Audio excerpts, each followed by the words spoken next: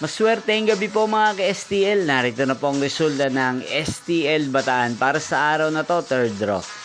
July 7, 2025, araw ng Lunes.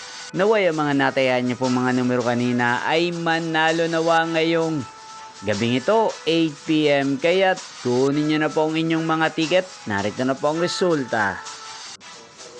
Ang mga numerong nanalo sa STL Bataan ngayong gabing ito, July 7, 2025, 8 PM, third draw result, 34 at 28 in exact order sa lahat po ng tumaya kanina sa STL Bataan para sa third draw ng 34 at 28. Congrats po sa inyo, panalo po kayo. At ngayong gabing ito sa STL Bataan, natin pong i-shoutout si Kuya Frankie ng Bataan na araw-araw pong nanonood sa channel na to. Shoutout po sa inyo, Kuya Frankie.